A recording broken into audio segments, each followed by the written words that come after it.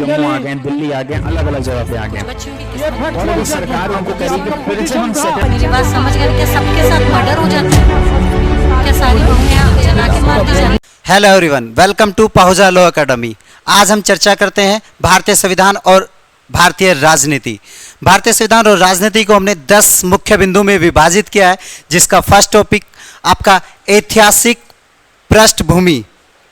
ऐतिहासिक पृष्ठभूमि अर्थात ब्रिटिश सरकार द्वारा भारत में बनाए गए कानून। सेकंड टॉपिक भारतीय संविधान का निर्माण कैसे कैसे हुआ हमारा। फिर थर्ड टॉपिक भारतीय संविधान के दर्शन। फोर्थ टॉपिक भारतीय संविधान के निर्माण में महिलाओं का योगदान।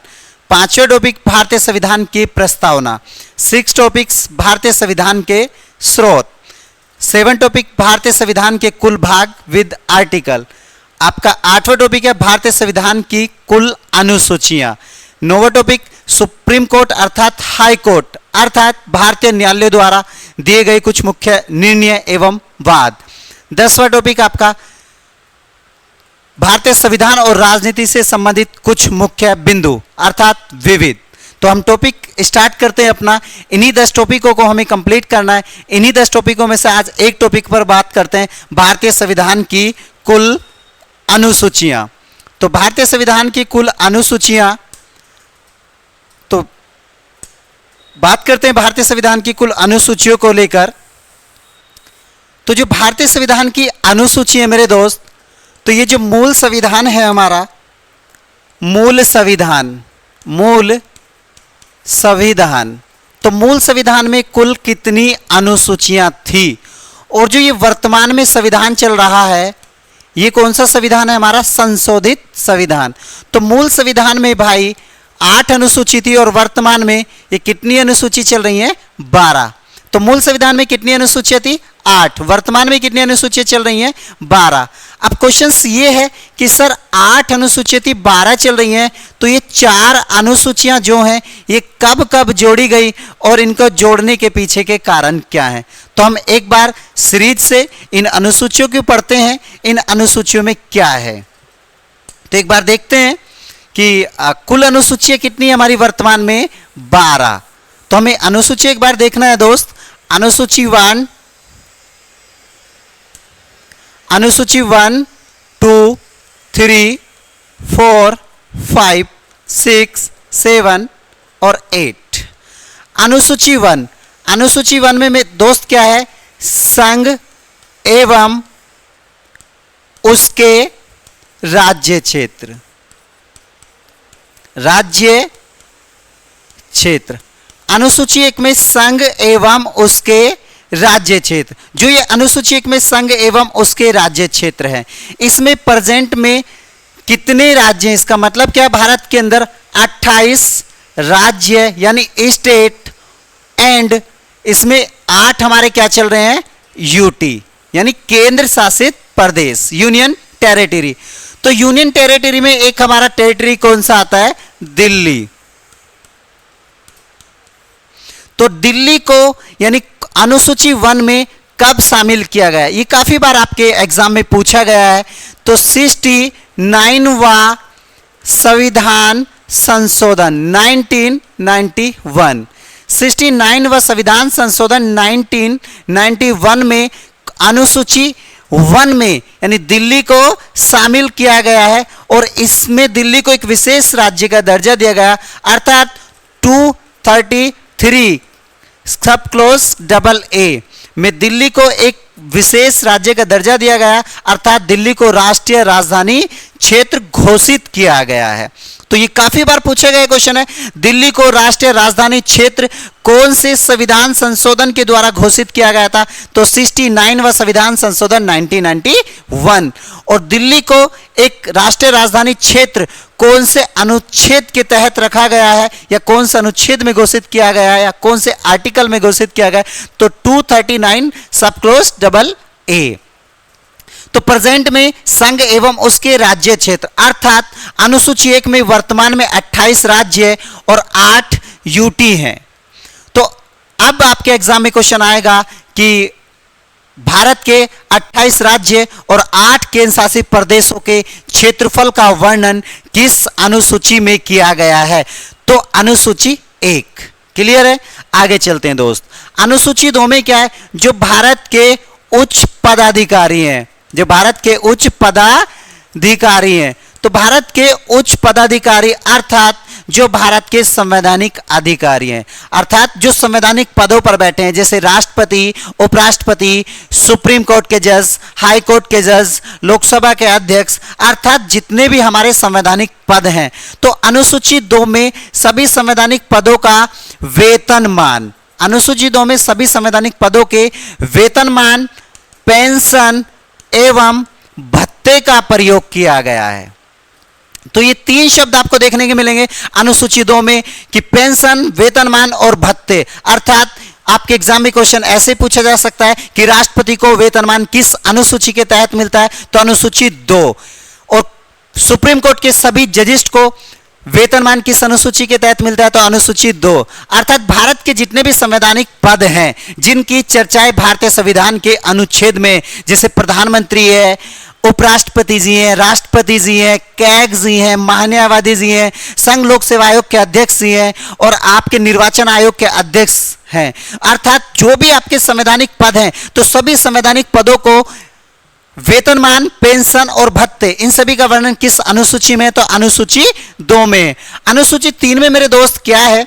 अनुसूची 3 में वर्णन किया गया है शपथ। अर्थात जो भी संवैधानिक पद हैं, जैसे राष्ट्रपति, उपराष्ट्रपति, सुप्रीम कोर्ट के जज, हाई कोर्ट के जज, अर्थात जितने भी ये संवैधानिक पद हैं, तो सभी संवैधानिक पदों पे बैठने से पहले शपथ, जब सुप्रीम कोर्ट के जज बनते हैं तो शपथ ली जाती है, तब राष्ट्रपति जी अपना पदभार संभालते हैं तो शपथ लेते हैं, तब प्रधानमंत्री जी अपना पदभार संभालते हैं तो शपथ लेते हैं। अर्थात वो किस अनुसूची के तहत में शपथ लेते हैं? तो अनुसूची 3। तो अनुसूची 1 संघ एवं उसके राज्य क्षेत्र, अर्थात अनुसूची 1 में भारत के 28 राज्य और 8 केंद्र शासित प्रदेश वर्तमान में चल रहे हैं। और दिल्ली को राष्ट्रीय राजधानी क्षेत्र घोषित किया गया था 69वां संविधान संशोधन 1991 के द्वारा, और इसको आर्टिकल 239 के सब क्लोज AA में रखा गया। अनुसूची 2 में यानी भारत के जितने भी संवैधानिक पद हैं, अर्थात उच्च पदाधिकारियों का वेतनमान, पेंशन और भत्तों का वर्णन किया गया है।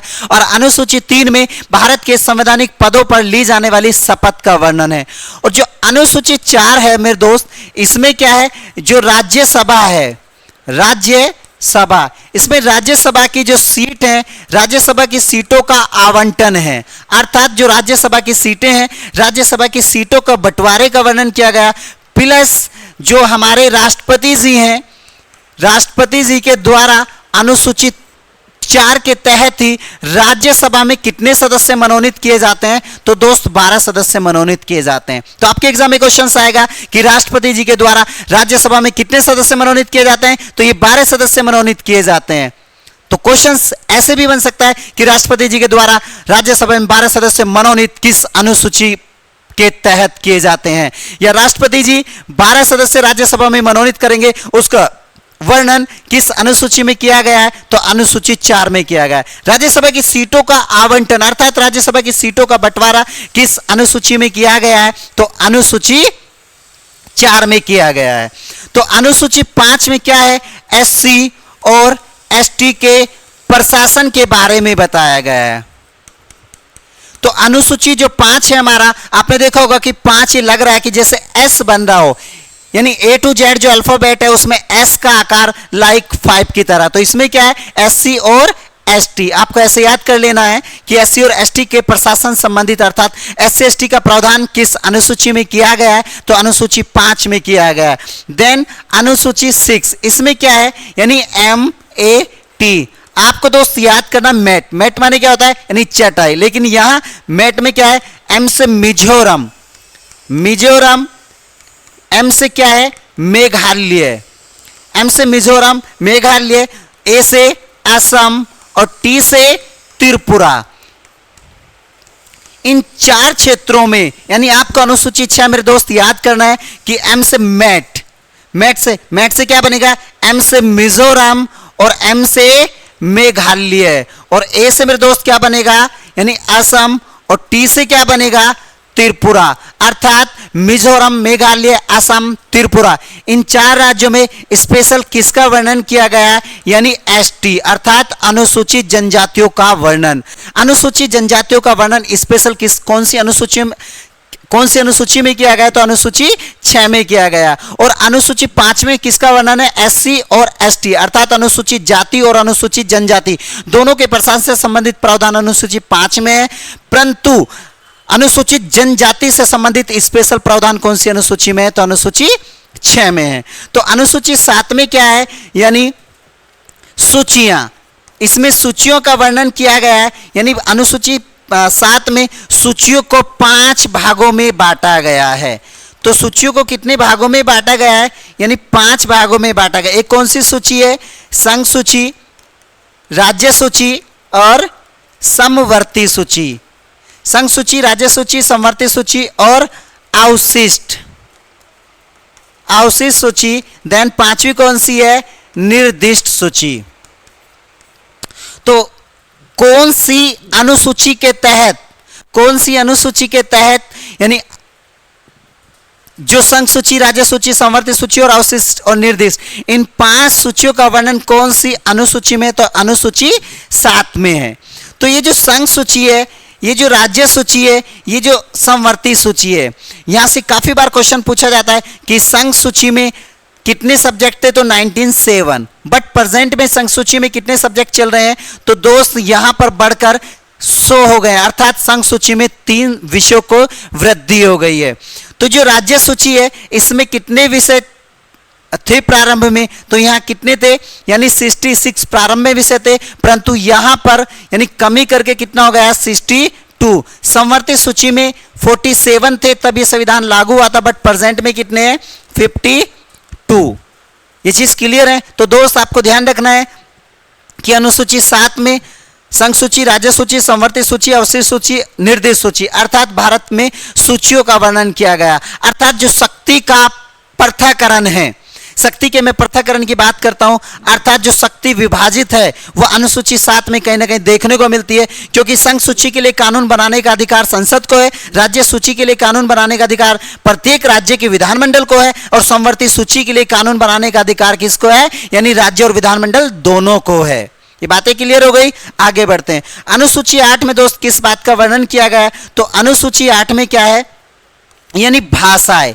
तो अनुसूची 8 में किसका वर्णन है, भारत में भाषाएं का वर्णन है। और मूल संविधान, जो संविधान 26 जनवरी 1950 को बनकर लागू हुआ था, उस संविधान में कितनी भाषाएं थी हमारी, यानी 14। बट प्रेजेंट में मेरे दोस्त कितनी भाषाएं चल रही हैं, तो 22 भाषाएं चल रही हैं।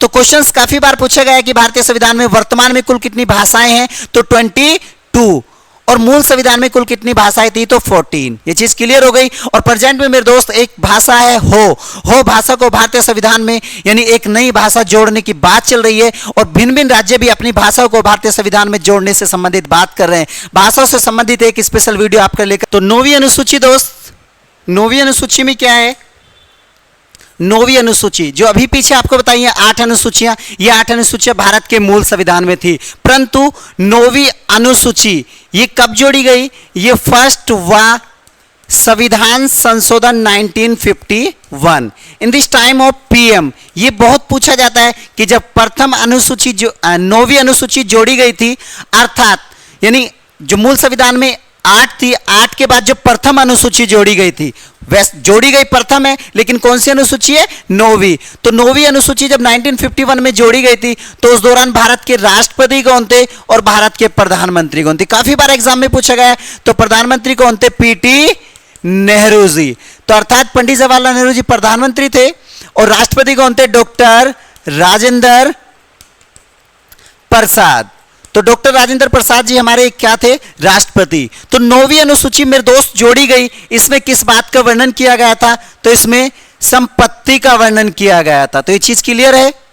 तो 9वीं अनुसूची में किसका वर्णन है, संपत्ति। तो न से नो न से नावा, नावा अर्थात संपत्ति, संपत्ति का वर्णन 9वीं अनुसूची में मेरे दोस्त। और 9वीं अनुसूची प्रथम संविधान संशोधन 1951 के द्वारा जोड़ी गई थी in this time of PM Pandit Jawaharlal Nehru and राष्ट्रपति डॉक्टर राजेंद्र प्रसाद। दोस्त जो 10वीं अनुसूची है ये 52वां संविधान संशोधन 1984 के द्वारा जोड़ी गई थी। In this time of PM, यदि यह पीएम की बात करते हैं, ये बहुत पूछा जाता है क्वेश्चंस, और राष्ट्रपति की बात करते हैं तो यहां पर प्रधानमंत्री जी कौन थे? तो राजीव गांधी जी। यहां प्रधानमंत्री कौन थे? तो राजीव गांधी जी प्रधानमंत्री थे। और राष्ट्रपति जी कौन थे? तो ज्ञानी जैल सिंह। तो ज्ञानी जैल सिंह जी यहां राष्ट्रपति थे और प्रधानमंत्री राजीव गांधी जी थे। और 52वें संविधान संशोधन 1984 के द्वारा 10वीं अनुसूची जोड़ी गई थी दोस्त। और जैसे 10 जैसे दल बदल, तो 10वीं अनुसूची में किस बात का वर्णन है? यानी दल बदल का वर्णन है। अर्थात पहले क्या होता था कि कोई भी 1984 से पहले कि कोई भी राजनीतिक व्यक्ति किसी पार्टी से चुनाव लड़ता था, परंतु यदि उसकी पार्टी हार जाती थी और वो जीत जाता था तो वो दूसरी पार्टी ज्वाइन कर लेता था। अर्थात इस तरीके के दल बदल को रोकने के लिए कि इंसान एक पार्टी को छोड़कर दूसरी में जा रहा है, दूसरी को छोड़कर तीसरी में जा रहा है, तो इस तरीके की प्रक्रिया को रोकने के लिए 10वीं अनुसूची जोड़ी गई थी। तो 10वीं अनुसूची 52वां संविधान संशोधन 1984 में जोड़ी गई थी। 11वीं अनुसूची में दोस्त 11 में क्या है? यानी ग्राम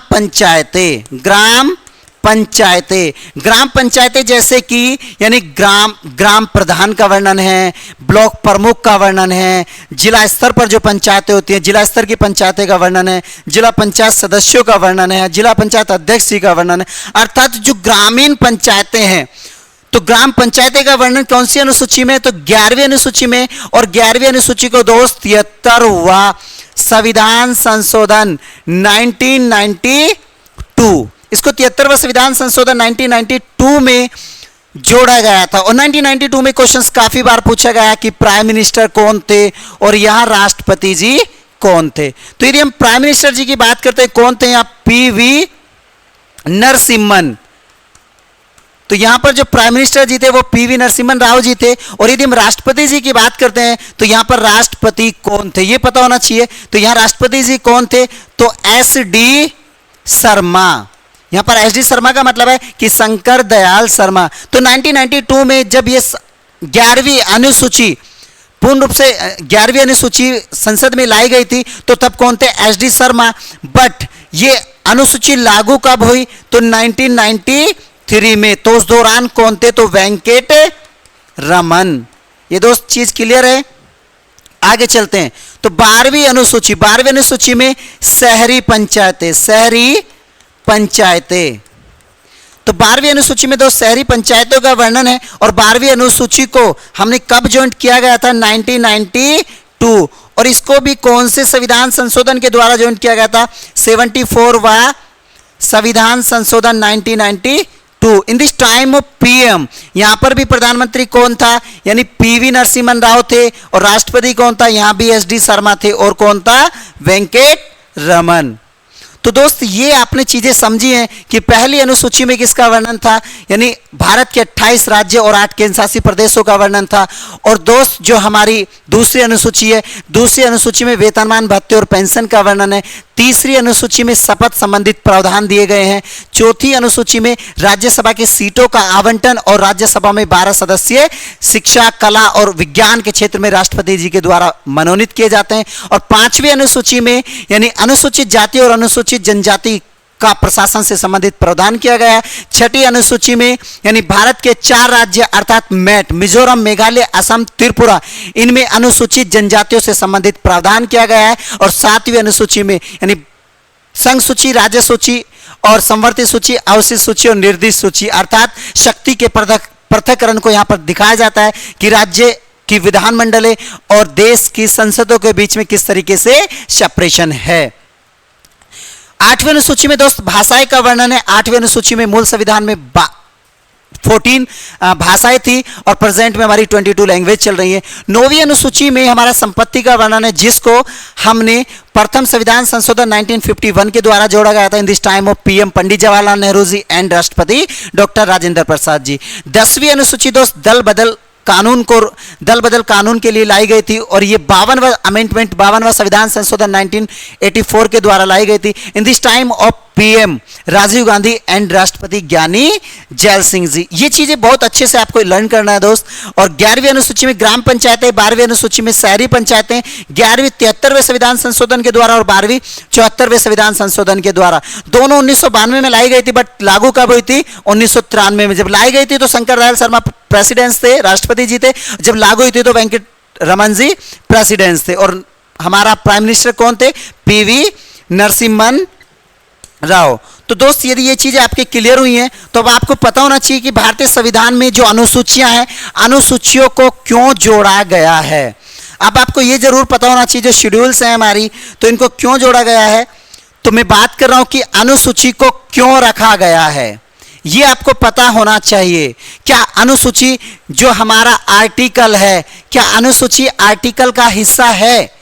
तो इस तरीके के क्वेश्चंस आपको मेंस में देखने को मिलेंगे। मेंस में पूरा क्वेश्चन आएगा, क्या अनुसूची भारतीय संविधान के अनुच्छेदों के भाग है या नहीं।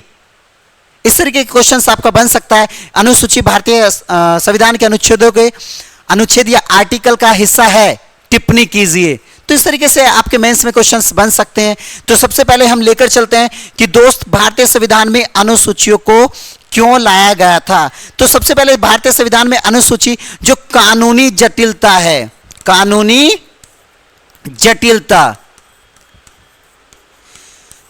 जटिलता को कम करने के लिए भारतीय संविधान में कानूनी जटिलता जो बहुत ज्यादा थी, तो भारतीय संविधान में कानूनी जटिलता को कम करने के लिए क्या लाया गया है, यानी अनुसूचियों को जोड़ा गया है।